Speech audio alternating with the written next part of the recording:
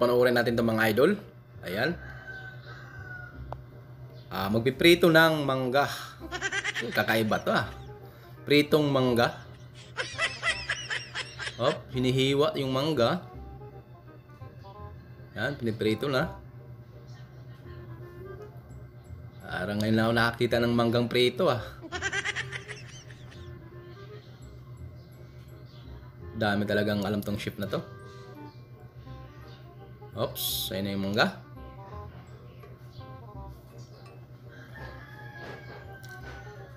Dessert siguro to. Yan, tinudurog na yung mangga. Yan na, durog na. Tapos, tinatakal na niya. Ano na namang mangyayari dyan? Ano na namang kalalabasan yan? Nilagyan ng asukal. Baka ibubuhos mo na naman yan. Ayan na nga, ibubuhos. Tinatakal mo pa, tapos ibubuhos mo lang pala. Talagang ayaw mo na talaga ng shortcut, ano? Talagang napakaano talaga yung nito, chef na to. Tapos nilalagyan ng gatas yata yan. Parang gatas Gatas o harina?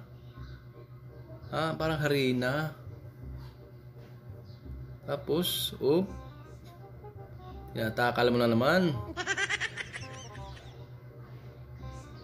Tinakpan. Tapos, anong purpose ng may baso na yan? Tapos, binuhos. Anong purpose ng baso? Tapos, tinanggal lang din yung baso. Ano bang purpose ng baso na yon? Bakit kailangan pang lagyan ng baso? Wala talaga to. Nilalagyan na naman. Yung mangga. Nilalagay na yung mangga. Ito na yung kalalabasan niya.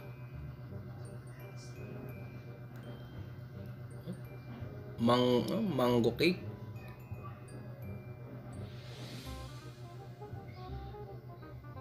Ayos din. Parang mukhang masarap din Nilalagyan ng margarine. Parang hot cake Tapos may cheese. Sarap to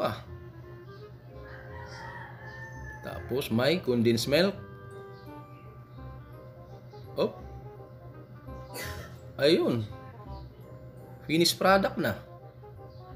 Ayun na yung finished product. Pero mukhang masarap Mukhang masarap din.